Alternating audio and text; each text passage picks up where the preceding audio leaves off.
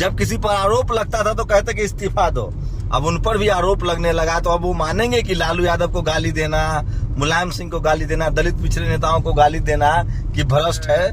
आम आदमी पार्टी ने कभी अभी तक कोई इस तरह की कोई गलती नहीं की है जिस पर जो है सवालिया निशान लगाया जाए। तो बिल्किस बानो के साथ खड़ा होना बेहद जरूरी है, बहुत जरूरी है, क्योंकि जो सत्ता का रवैया है उससे बलात्कारियों को बेल मिल रही है, माला पहनाया जा रहा है। और अब इसे आगे का ये है कि न्याय का मतलब केवल किसी के शरीर पर हिंसा हत्या हो रही है तभी लड़ेंगे, ये जरूरी नहीं। उसको गरिमापूर्ण जीवन मिले उसके लिए संविधान लागू। वो जाति जनगणना पर प्राइम टाइम में डिबेट नहीं कराएंगे।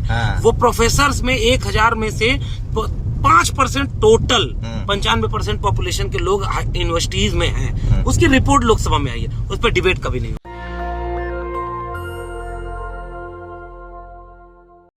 नमस्कार, मैं शंभू कुमार सिंह और आप देख रहे हैं नेशनल दस्तक का फेसबुक पेज और यूट्यूब चैनल पर भी आप इस वीडियो को देखेंगे। सोचिए, कल्पना कीजिए कि जो बात हम लोग पिछले 5 साल से कह रहे थे वही बात अब इस देश के कुछ सवर्ण पत्रकार कह रहे हैं। चाहे मुसलमान का मुद्दा हो, दलितों का मुद्दा हो, पिछड़ों का मुद्दा हो, आदिवासियों का मुद्दा हो। आज मैं लगातार अजीत अंजुम का ट्वीट पढ़ रहा हूं। वो क्या कह रहे हैं कि बिल्किस बानो पर मीडिया की चुप्पी है। वही मीडिया जब निर्भया का गैंग रेप हुआ था तो पूरे देश में आंदोलन चला रही थी।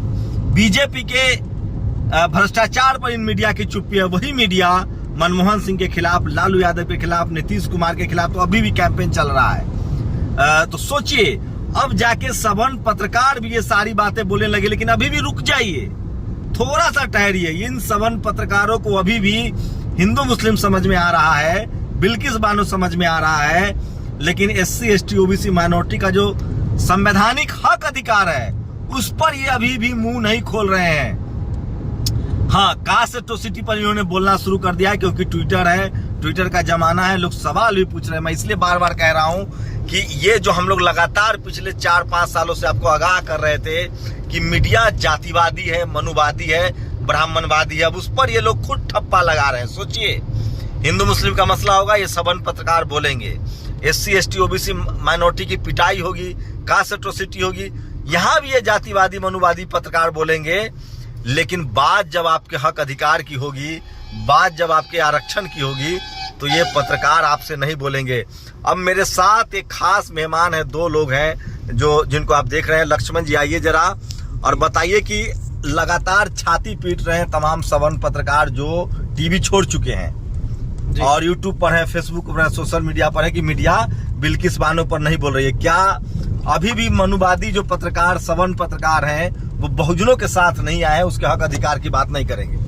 बिल्कुल ठीक कह रहे हैं आप कि बिल्किस पर बात हो रही है। हम लोग देखिए, जब भी इस तरह की कोई बात होती है तो हम लोग इंसानियत के पक्ष में खड़े होने की अपेक्षा रखते हैं। जो भी शोषित है, पीड़ित है, उसके साथ खड़ा होना चाहिए।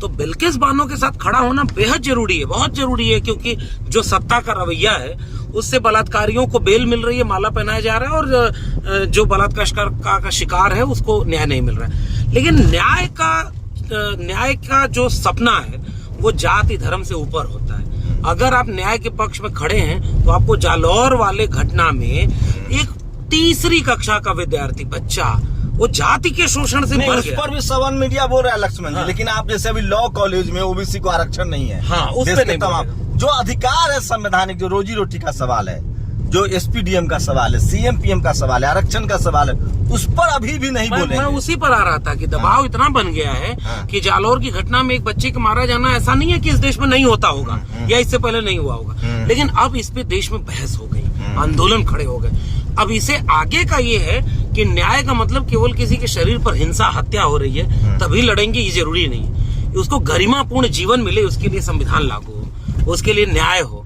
उसके लिए जो है अधिकार मिले, ये वाली बात सही है। उस पर वो लड़ाई नहीं, जैसे जाति जनगणना हो। मैं तो एक ट्रायल पर सारे सवर्ण पत्रकार जो मुस्लिम प्रो दिख रहे हैं, हाँ, वो नहीं दिखेंगे, प्रो दिख रहे हैं, वो बीजेपी एंटी बीजेपी है, वो एंटी बीजेपी है, वो मोदी विरोधी हैं। हाँ। लेकिन वो कास्ट सेंसस पे नहीं बोलेंगे। हाँ। वो जाति जनगणना पर प्राइम टाइम में डिबेट नहीं कराएंगे। हाँ। वो प्रोफेसर्स में 1000 में से 5% टोटल 95% पॉपुलेशन के लोग यूनिवर्सिटीज में हैं, उसकी रिपोर्ट लोकसभा में आई है, उस पर डिबेट कभी नहीं होगी। चलिए, सुमन जी भी है। सुमन जी, आपके वो डिप्टी सीएम पर तो लुकआउट नोटिस जारी हो गया है। भाजपा जो है पूरी तरह से 2024 को देख रही है और 2024 में हम देख रहे हैं केजरीवाल जी को। तो केजरीवाल जी से डर रहे हैं वो लेकिन आबकारी केजरीवाल नीति जी से तो डर रहे हैं। आरोप लगने पर इस्तीफा मांग लेते थे। पहले केजरीवाल जी भ्रष्टाचार के खिलाफ एक प्रतीक बन गए थे। जब किसी पर आरोप लगता था तो कहते कि इस्तीफा दो।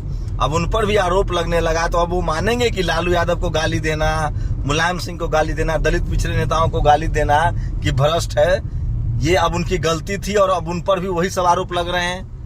देखिए ऐसा नहीं है।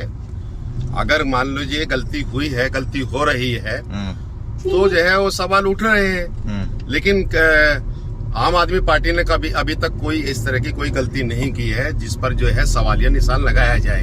तो सोचिए, मैं यही कह रहा था। देखिए, जो अरविंद केजरीवाल अभी झेल रहे हैं lookout, Manish Sisodia no doubt शानदार आदमी है, पत्रकार रहे हैं, डिप्टी सीएम हैं, उनको बदले की राजनीति का शिकार बनाया जा रहा है। लेकिन यही इसीलिए मैं बार बार कह रहा हूं कि इस देश में दलित पिछड़े आदिवासी नेताओं को लगातार शिकार किया गया है। अब मोदी जी के राज में सवर्ण नेता भी सुरक्षित नहीं है। लेकिन सोचिए, जो अजीत अंजुम, जो अभिषेक शर्मा, निधि राजदान ने आज आर्टिकल लिखा है, आपकी मार पिटाई की खबर बताएंगे ये लोग। लेकिन आज दिलीप मंडल कैंपेन चला रहे हैं कि लॉ कॉलेज में ओबीसी को आरक्षण नहीं है। तमिलनाडु के मुख्यमंत्री ने कहा है कि सारे लॉ कॉलेज में बाबा साहेब की अम्बेडकर की मूर्ति होगी। यहाँ तक कि उन्होंने कहा है कि अब किसी भी कीमत पर तमाम लॉ कॉलेज में आरक्षण लागू कर दिया गया है। तो समझिए, जो सवर्ण पत्रकार हैं वो जातिवाद के खिलाफ, मनुवाद के खिलाफ बोलने लगे हैं, धार्मिक ध्रुवीकरण के खिलाफ भी बोलने लगे हैं, लेकिन SC ST OBC माइनॉरिटी के हक अधिकार के बारे में अभी भी नहीं बोल रहे हैं। तो ये तमाम प्रतिक्रियाएं मैं आपको दिखा रहा था। आज लगातार हम लोग एक साथ हैं, एक कार्यक्रम में आए हैं और जैसे भी जो भी खबरें अपडेट होगी आपको दिखाएंगे। लेकिन एक बात तो तय है कि निधि राजदान आपके एट्रोसिटी के पक्ष में खबर लिख सकती है, लेकिन वो आपके जाति जनगणना, आपके आरक्षण, आपके संवैधानिक अधिकार को लेकर वो बात नहीं करेगी। अपनी प्रतिक्रिया जरूर दीजिए। शुक्रिया। नेशनल दस्तक की आपसे गुजारिश है कि अगर इसको बचाना चाहते हैं तो नेशनल दस्तक को सब्सक्राइब करने के लिए रेड कलर के सब्सक्राइब बटन को दबाएं, फिर बेल आइकन की घंटी दबाएं। नेशनल दस्तक को बचाने के लिए बहुत जरूरी है कि हर खबर को शेयर करें, लाइक करें, कमेंट जरूर करें।